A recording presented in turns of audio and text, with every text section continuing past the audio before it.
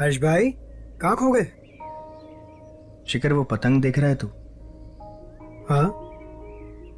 मेरी जिंदगी भी उस पतंग जैसी हो गई है।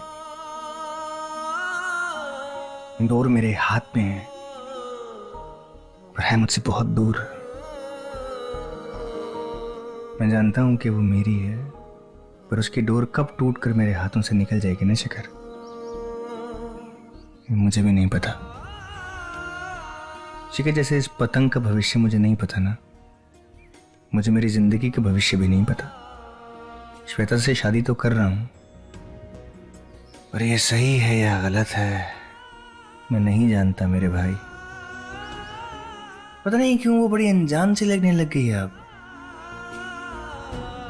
ऐसा लगता है कि मैं उसको पहचानता तो हूं पर उसे जानता नहीं हूं, और कभी कभी ऐसा लगता है कि मैं उसे जानता ही नहीं हूं। वो मुझसे बहुत दूर है, वो पतंग के जैसे। कुछ मायने ही समझ नहीं आ रहे हैं शिखर, मुझे कुछ समझ नहीं आ रहा। हर्ष भाई आई अंडरस्टैंड, मैं समझ सकता हूँ आपका हाल। तू मुझे बता, मैं कभी ऐसी हरकत कर सकता हूं?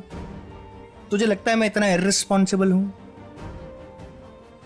जो कल रात को हुआ है ना, मुझे कुछ नहीं पता वो क्या था, मुझे याद ही नहीं है, मुझे कुछ याद नहीं है।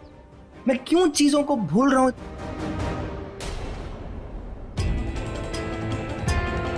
आओ हमारे साथ। दादी कहाँ लेकर जा रही है आप हमें? माँ, हम आपसे ही मिलने आ रहे थे। राम, हमें भी तुझसे बहुत जरूरी बात करनी है। बोलिए माँ।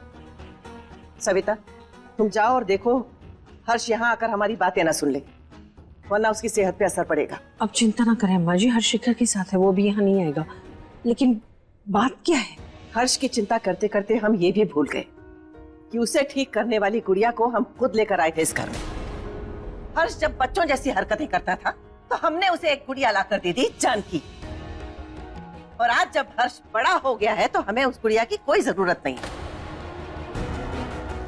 उसके एहसान, उसकी जिंदगी, सबके बारे में भूल गए हम। एक पुराने खिलौने की तरह उसे घर से बाहर फेंक देना चाहते हैं।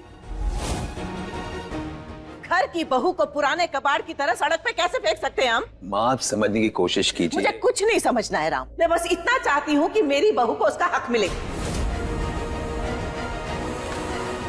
मैं उसे सड़क पे सड़ते मरते नहीं देख सकती।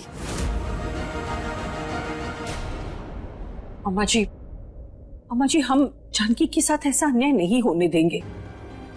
सविता, अब तक उसके साथ अन्याय ही तो होता रहा है। जब उसकी जरूरत थी वो इस घर में बहू थी, उसके बाद वो नौकरानी बन गई और आज तो उससे भी निकाला जा रहा है। ऐसा नहीं है अम्मा जी। जानकी, हम जानते हैं कि तेरे दिल पर क्या बीत रही है। हमको माफ कर देगी, हमने तुझे नौकरानी बना के रखा। नहीं मम्मी जी।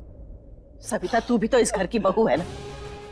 सोच, अगर मैंने तेरे साथ ऐसा व्यवहार किया होता तो तुझे कैसा लगता? अगर तुझे इस घर की नौकरानी बना दिया होता तो क्या तू मुझे माफ कर पाती?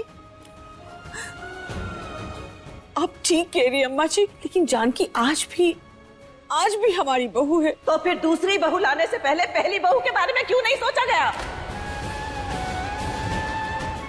जवाब दे मुझे। तू जवाब दे रहा। माँ, जैसे हर्ष को होश आया ना, उसने जानकी को नहीं, श्वेता को पहचाना। उसने खुद कहा वो श्वेता से प्यार करता है। सारी बातों को ध्यान में रख के हमने फैसला लिया कि हम जानकी को इज्जत से, सम्मान के साथ वापस दरभंगा भिजवा देंगे, उसका और हर्ष का तलाक करवाकर।